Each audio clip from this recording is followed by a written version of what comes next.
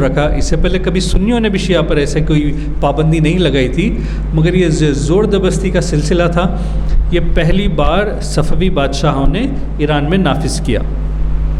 اب جب انہوں نے کیا تو شاید بہت سارے لوگ چھوڑ کر چلے گئے. نہ جانے کئی ہزار مسلمان جو سنی تھے، جو اپنے سنی عقائد پر ڈٹے رہنا چاہتے تھے، ان کو قتل کر دیا گیا.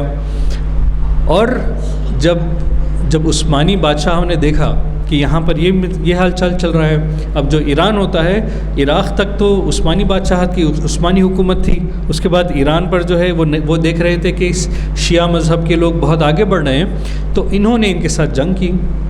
تو عثمانی اور صفوی بادشاہ دونوں میں کئی سالوں تک جو ہے جنگ چلتی رہی.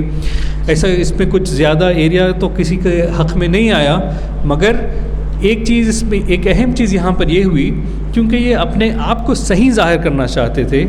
یعنی صفوی چاہتے تھے کہ وہ ظاہر کریں کہ ہم صحیح ہیں اور عثمانی غلط ہیں اور سنی غلط ہیں. تو انہوں نے ایسی بہت سارے پروپیگنڈے چلائے سنیوں کے خلاف، اور بہت ساری لٹریچر چھپوائی سنیوں کے خلاف، تاکہ جو ان کی عوام تھی ان میں سنیوں کے خلاف نفرت پیدا ہو اور بڑھے، اور وہ بڑھ چڑھ کر ان سے مقابلہ کریں. اسی طریقے سے جو سنی تھے ان میں بھی اس کا ریپرکشن ہوا، اس کا ریاکشن ہوا. وہاں پر بھی شیعوں کے کچھ ایسے عقائد جو شاید کچھ لوگ فالو کرتے ہوں، ان کو بڑھا چڑھا کر پیش کیا گیا. میں نے آپ سے پہلے ہی آپ کے سامنے بتا دیا کہ ہمارے اختلافات کن چیزوں سے ہے، وہ بہت اہم ہیں. تو ان میں جنگ اور بڑھتی گئی. یہ جنگ تو ایک وقت کے بعد ختم ہو گئی، مگر جو لٹریچر انہوں نے لکھا تھا، جو پروپیگنڈا انہوں نے چلایا تھا، وہ ختم نہیں ہوا، وہ آج تک بھی جاری ہے. اور یہ بھی ایک وجہ ہے کہ ان کے دلوں میں جو نفرت تھی، جو اب تک صرف ایک اپنی فقہی مسائل کی بنیاد پر، اپنے بلیفز کی بنیاد پر تھی، یہ ایک جانی دشمنی کے طور پر آپ کہہ سکتے ہیں. یہ بہت جو سخت ایک دوسرے سے نفرت کے طور پہ یہ آگے بڑھنے لگی. اس میں ایک اور چیز میں آپ کے سامنے رکھنا چاہتا ہوں. صفویوں نے ایک اور کام یہ کیا جو عام طور پر پہلے نہیں ہوتا تھا، وہ ہے تبرہ. تبرہ کہتے ہیں جو صحابہ کرام حضرت علی رضی اللہ تعالیٰ عنہ کے خلاف انہوں تھے، یا پھر حضرت ابوبکر، حضرت عمر، حضرت عثمان، ان کو برا بلا کہنا. انہوں نے اس کو بہت پروموٹ کیا، یعنی پبلکلی ان کو کرٹیسائز کرنا، ان کو بری باتیں کرنا. تو ظاہر سی بات ہے سنیوں کو یہ بات پسند نہیں آئی. پہلے بھی جو شیعہ حکمران تھے انہوں نے احتیاط سے کام لیا تھا، مگر صفیوں نے کھلے طور پر اس کو پروموٹ کیا. اس وجہ سے بھی ان دونوں کے بیچ میں نفرتیں بہت بڑھ گئیں، اور یہ سلسلہ جاری رہا. صفوی کو تو عثمانی ختم نہیں کر سکے، مگر ان دونوں کے بیچ میں جو رنجشیں تھیں یہ ہمیشہ کے لیے بڑھتی رہیں، اور آج بھی ہم دیکھتے ہیں کہ یہ موجود ہیں. تو میں سمجھتا ہوں کہ کربلا کے بعد، اور کربلا میں بھی شاید سنی شیعہ میں اتنی نفرت نہیں ہوئی تھی جو ان صفویوں نے جس کی بنیاد رکھی، جس وجہ سے یہ بہت آگے بڑھ گئی. اس کے بعد ہم دیکھتے ہیں کہ جیسے میں نے کہا سلطان صلاح الدین ایوبی نے بھی جو ہے مصر میں جو ہے فاطمیوں کو ختم کیا. ایک بہت بڑے شخصیت حضرت عبد القادر جیلانی رحمہ اللہ، آپ بھی بغداد میں تھے. آپ کا جو دور ہے یہ بوئیدز جن کی حکومت تھی بغداد میں، اس کے بعد کا دور ہے. تو اکثر لوگ اس چیز کی بھی ریفرنس دیتے ہیں کہ آپ کا جو لٹریچر تھا ان میں آپ نے ان تمام شیعہ فرقوں کے بارے میں تفصیلات لکھی اور بتایا کہ کس طریقے سے یہ گمراہ ہیں، اور ان کی کتابوں میں اس چیز کا تفصیلی ذکر ہے. مگر اور آگے بڑھنے سے پہلے ایک چیز ہمیں یہ بھی سمجھنی چاہیے کہ اسلامی جو ثقافت ہے، اسلامی جو کلچر ہے، اس میں ایک بہت اہم رول شیعہ حکمرانوں کا بھی رہا ہے. جو چیز حقیقت ہے وہ تو ہم سب کو تسلیم کرنی چاہیے.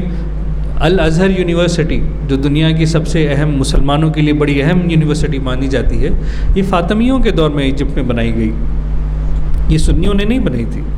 اسی طریقے سے اگر آپ صفوی ایران کو دیکھیں، بے شک انہوں نے بہت ظلم کیا سنیوں کے خلاف، مگر انہوں نے ایران کو بہت پروموٹ کیا. وہاں پر لٹریچر، آرٹ اور ایسی جو ہے کنسٹرکشن میں ایسی اپنی چھاپ چھوڑی جن کے کچھ نقوش آج بھی ہمیں نظر آتے ہیں. اس طریقے سے یہ تو سارے عالم کی بات تھی. خود ہم ہمارے ہندوستان کی بات کریں تو ہندوستان میں ہم دیکھتے ہیں کہ اسلام کہاں سے آیا. تو سب سے پہلے سمجھ میں آتا ہے کہ اسلام جو ہے عرب جو ٹریڈرز تھے ان کے ذریعے سے مالابار کوسٹ آیا. اسلام جو ہے افغانی بادشاہ جب انہوں نے ہندوستان پر حملہ کیا ان کے ذریعے آیا. اسلام آنے کا ایک اور بہت بڑا ذریعہ تھا، یہ تھا لینگویج کے ذریعے، کیونکہ فارسی جو زبان تھی، فارسی اس دور کی آج کے دور میں انگلش کی جو اہمیت ہے اس سے زیادہ اہمیت فارسی کی اس زمانے میں ہوتی تھی.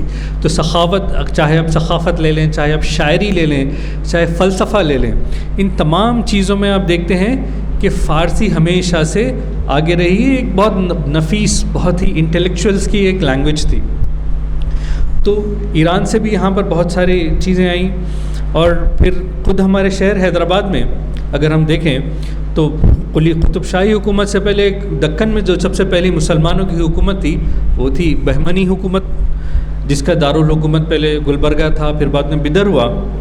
تو جو بہمنی حکمران تھے انہوں نے عرب سے اور فارس سے بہت سارے ملٹری کمانڈرز اور بہت سارے اسکالرز بلائے تاکہ وہ یہاں پر اچھی طریقے سے اپنا ایڈمنسٹریشن کر سکیں. تو اس میں سنی بھی تھے اور اس میں شیعہ بھی تھے، اور ان میں آپس میں 100-150 سال کے بعد ان کے 5 گروپس بنے. یہ 5 ٹکڑے ہو گئے بہمنی سلطنت کے. اس کا ایک ٹکڑا تھا وہ بنا ہماری گولکنڈے کی حکومت جو قطب شاہی بادشاہوں نے بنائی. اوکے، جو قطب شاہی یہاں کے جو جو قلی قطب شاہ تھے، جو اس کے بانی ہیں قطب شاہی حکومت کے، وہ اصل میں گولکنڈے کے کمانڈر تھے، وہ یہاں کے امیر تھے، اور وہ شیعہ تھے، اور کوئی چھپے ہوئے ڈھکے ہوئے شیعہ نہیں تھے، کھلے شیعہ تھے. اور انہوں نے ہی حیدرآباد میں اور ہمارے آس پاس کے جو علاقے ہیں اس میں جو ان کے جو شیعہ پروسیشنز ہوتے ہیں 10 محرم کو جو نکلتی ہیں اس کی بنیاد رکھی. ہمارے پاس آپ دیکھتے ہیں جتنے عاشور خانے ہیں ان کو بنایا، ان کو بے انتہا زمینات دی. جو نواب تھے زیادہ تر شیعہ ان کے دور میں ہوا کرتے تھے. اور یہی نہیں، کچھ شہر حیدرآباد کی جو بڑی ہماری سب سے بڑی عمارت جو حیدرآباد کی نشانی ہے 4 مینار، یہ تو محمد قلی قطب شاہ نے بنائی، وہ بھی شیعہ تھے. مکہ مسجد جنہوں نے بنائی وہ بھی شیعہ تھے. مگر حیدرآباد نے ایک ایسی پہچان چھوڑی جو پوری دنیا کے لیے نظیر ہے. وہ یہ ہے کہ جب یہ شیعہ حکمرانوں نے یہاں حکومت کی، بے شک ان کا طرز عمل کھلے طور پہ شیعہ تھا، مگر انہوں نے کبھی بھی سنیوں کے خلاف کوئی ایسی حرکت نہیں کی کہ ان سے زور زبردستی کی جائے یا ان کو شیعہ ہونے پر مجبور کیا جائے یا ان پر کچھ ظلم کیا جائے. یہ وہی دور ہے. 1501 میں وہاں ایران میں صفوی بادشاہ نے حکومت شروع کی، اور 1518-1520 کے آس پاس حیدرآباد میں جو ہے قلی قطب شاہ نے ان کی اپنی حکمرانی شروع کی. مگر یہاں کی جو حکومت کا رد عمل تھا وہ بہت ہی رواداری کے ساتھ انہوں نے تمام مسالک، تمام فرقوں کے ساتھ انہوں نے سلوک کیا، جو ایک بہت اچھی ایک مثال ملتی ہے. اور پھر جب قطب شاہی دور کا خاتمہ ہوا اور مغلوں نے، ہم جانتے ہیں اورنگزیب حیدرآباد آئے، دکن آئے، انہوں نے جو ہے قطب شاہی دور کا خاتمہ کیا. اور جو نظام الملک تھے وہ اصل میں مغل کمانڈر تھے، نظام الملک کو یہاں کا ذمہ دار بنا کر وہ چلے گئے. مگر پھر 18-20 سال کے بعد جب مغلیہ سلطنت کا خاتمہ قریب آنے لگا، جب وہ بہت کمزور ہو گئی، تو نظام الملک نے اپنی انڈیپینڈنس کا اعلان کر دیا کہ انہوں نے کہا کہ میں اب اپنی الگ حکومت بناؤں گا، جسے ہم سلطنت آصفیہ کہتے ہیں. آصفیہ دور اس کا آغاز ہوا. اب یہاں پر ایک چینج یہ آتا ہے کہ پہلے طرز حکومت حیدرآباد کا جو تھا وہ شیعہ تھا، شیعہ بادشاہ تھا، عوام میں شیعہ سنی دونوں تھے. اب یہ چینج ہو گیا، نظام الملک اور اس کے بعد پھر آصف شاہی بادشاہ جو تھے یہ تمام سنی تھے. مگر ان کے پاس ایسی عوام تھی جس کا ایک بڑا حصہ شیعہ مذہب کو جاننے والا تھا، شیعہ فرقے سے تعلق رکھتا تھا.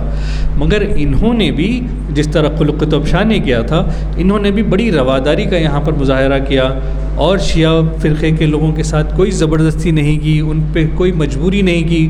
حالانکہ ہم دیکھتے ہیں کہ نظامی دور حکومت میں بہت سارے بڑے وزیر شیعہ رہے، بہت سارے ملٹری کمانڈر شیعہ رہے، اور جو ان کے جو محرم کے پروسیشنز ہوتے ہیں اس کو انہوں نے ختم نہیں کیا، انہوں نے اس کو جاری رکھا، یہاں تک کہ اس کو اسٹیٹ سپانسر کیا.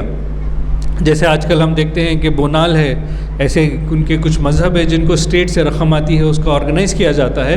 تو انہوں نے ایک طرف تو ہم دیکھتے ہیں کہ ہندو مسلم کی جو بھائی چارگی کو پروموٹ کیا، اسی طرح سنی شیعہ کی بھی جو بھائی چارگی تھی اس کو بھی انہوں نے بہت پروموٹ کیا.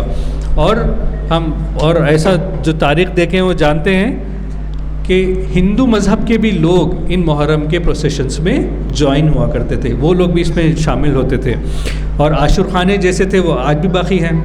اگر جو ہے نظام نے، اگر کچھ آصفیہ حکومت نے ان پر زور زبردستی کی ہوتی تو آج بھی ہمارے پاس 400 سال پرانا بادشاہی عاشور خانہ آج بھی موجود ہے، جو شاید دنیا کے قدیم ترین عاشور خانوں میں سے اس کا ایک میں شمار کیا جاتا ہے. تو یہ ایک بہت اچھی مثال جس پر ہمیں فخر ہونا چاہیے، یہ پہلے قطب شاہی بادشاہوں نے اور پھر آصف جاہی بادشاہوں نے یہاں رکھی. اس کے برعکس جو لکھنؤ میں بادشاہت تھی، تو لکھنؤ میں تھے اودھی نواب، مگر یہ شیعہ تھے. انہوں نے وہاں پر یہ شیعہ سنی کو جو ہے بہت ان کے جو ڈفرینسز کو انہوں نے وہاں پر ہائی لائٹ کیا تاکہ وہ شیعہ کا زیادہ سپورٹ حاصل کر سکیں. اور جو تبرہ میں نے جس کا ذکر کیا اس کو اور پروموٹ کیا کہ عام لوگوں میں، عام پبلک میں جو ہے اس کو زور شور سے تبرہ کیا جائے تاکہ جو سنیوں کو اس سے آہت ہو، اس سے تکلیف ہو، اور اپنے آپ کو کنسالیڈیٹ کیا جائے شیعہ قوم کو. اور اسی طریقے سے اسی وجہ سے ہم دیکھتے ہیں کہ جو شیعہ سنی کے جو ڈفرینسز ہیں وہ آپ کو اگر آپ نارتھ میں جائیں گے تو زیادہ ملیں گے، ساؤتھ میں آپ کو اتنا ڈفرینسز سمجھ میں نہیں آئیں گے. کئی دور تک جب میں چھوٹا تھا، ہم جو ہے دارالشفا میں بہت سارے رشتہ دار تھے، جاتے آتے تھے، یہ ہم کو معلوم بھی نہیں تھا کہ یہاں پر زیادہ شیعہ لوگ رہتے ہیں، کیونکہ وہاں سنی بھی رہتا ہے، بازو میں شیعہ کا گھر ہے. آپ کو شاید یہ نارتھ میں دیکھنے میں نہ ملے. تو بہرحال اختلافات تو اپنی جگہ ہیں، یہ تو اس کے لیے علماء ہیں، اس کے لیے فقہاء ہیں، وہ اپنا کام کریں گے. مگر بحیثیت عام مسلمان ہم نے یہ دیکھا کہ ایک دوسرے کو اپنا اینیمی بنانا، ایک دوسرے کو بہت اتنا غلط کہنا کہ بھائی یہ تو کافر ہے، یہ تو فلاں ہے، اس سے بات مت کرو. اس چیز کا ہم دیکھتے ہیں کہ حیدرآباد میں اور آس پاس کے علاقوں میں آپ کو یہ چیز نظر نہیں آتی. حضرات، میں نے آپ کے سامنے بہت سارے واقعات رکھے جس میں میں نے کوشش کی کہ مختلف جو پہلو ہیں سنی شیعہ جن ادوار سے یہ تعلقات گزرے ہیں، تو ہم کو بات یہ سمجھ میں آئی کہ بہت ایسے ادوار گزرے جہاں بادشاہوں نے اس ڈفرینس کا فائدہ اٹھایا. جیسے ہم نے صفوی اور عثمانی دور خلافت کا ذکر کیا، وہاں انہوں نے اس کا جہاں جہاں درار دکھی اس کا فائدہ اٹھایا اور اپنی حکومت کو اس پہ مضبوط کیا. اس پوائنٹ آف ویو سے ہم نے یہ بھی مثال دیکھی، جیسے میں نے حیدرآباد کا ذکر کیا، اس سے پہلے جو ہے بغداد کا جو ہے بوئید جو ڈائناسٹی تھی اس کا ذکر کیا، جہاں انہوں نے سنی شیعہ ریلیشنز کو مضبوط کیا اور پھر لمبے دور تک اپنی حکومت قائم رکھی. اور اسکالرلی ڈسکشنز تو ہوتے رہے.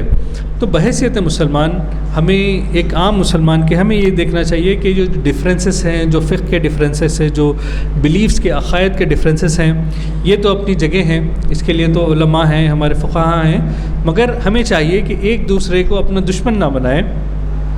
اللہ تعالیٰ قرآن مجید میں فرماتا ہے، بسم اللہ الرحمن الرحیم، وَاعْتَصِمُوا بِاللَّهِ جَمِيعًا وَلَا تَفَرَّقُوا، کہ اللہ تعالیٰ کی رسی کو مضبوطی سے تھام لو اور ایک دوسرے میں جھگڑا مت کرو، لا تفرقوا. تو اس چیز کو ہمیں سمجھنے کی ضرورت ہے. یہ کوئی اوپینین نہیں ہے، یہ حکم ہے. ولا تفرقوا، یہ ہمیں ایک حکم دیا گیا ہے. تو اس چیز کو ہمیں سمجھنے کی ضرورت ہے. اور آخر میں ایک چیز کہتے ہوئے میں اپنی گفتگو کو ختم کرتا ہوں، جو آج کل کے جو کرنٹ افیئرس ہیں اس سے زیادہ تعلق رکھتی ہے. وہ یہ ہے کہ جو کربلا کا واقعہ آیا، جس میں امام حسین رضی اللہ تعالیٰ نے حق کے راستے میں اپنی جان پیش کر دی. آپ کی شہادت ہوئی. آپ چاہتے تھے تو آپ کوفہ نہیں جاتے تھے، آپ کے پاس بہت سارے اوپینینز تھے، مگر آپ نے چاہا کہ میں حق کے لیے کھڑا رہوں گا. آپ نے دیکھا کہ یہ جو ہے خلافت بادشاہت میں تبدیل ہو رہی ہے اور اپنی جان کی قربانی دی.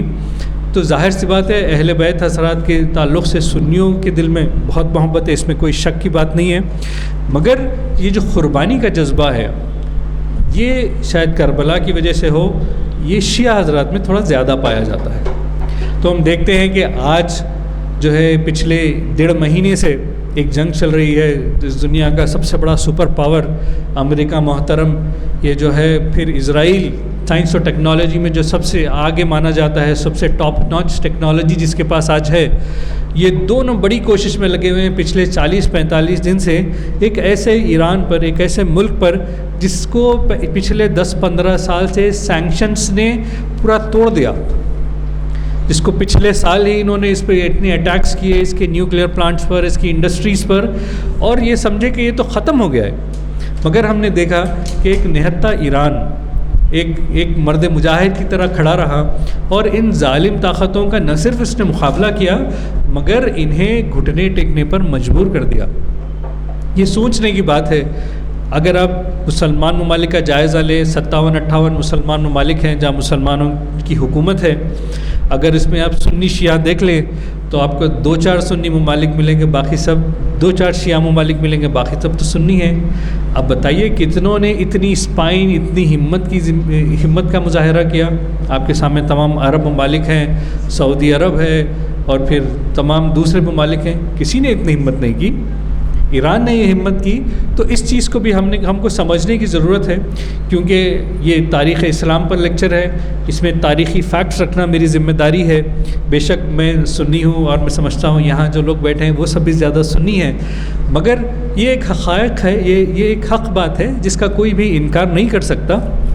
بہرحال یہ چند باتیں تھیں میں نے آپ کے سامنے رکھی، اور ویسے تو ایک بہت وسیع ٹاپک ہے، مگر میں نے سوچا کہ جو اہم باتیں ہیں تاکہ ہمارا رد عمل آگے کیسا ہو یہ ہماری سمجھ میں آ جائے، اس لیے میں نے باتیں آپ کے سامنے رکھی۔ اللہ تعالیٰ سے دعا ہے کہ اللہ تعالیٰ سب کو سیدھے راستے پر قائم رکھے، ہمارے بیچ میں جو اختلافات ہیں ان کو دور رکھے، جو حق پر ہے ان کو سب کو حق کے راستے پر رکھے، اور ہمیں جو ہے ایک ہو کر دشمنان اسلام کا مقابلہ کرنے کی توفیق عطا فرمائے۔ یا اللہ مسلمانوں کو اس دنیا میں کامیابی عطا فرما، اور یا اللہ آخرت میں بھی کامیابی عطا فرما۔ یا اللہ دشمنان اسلام کا نیست و نابود کر دے۔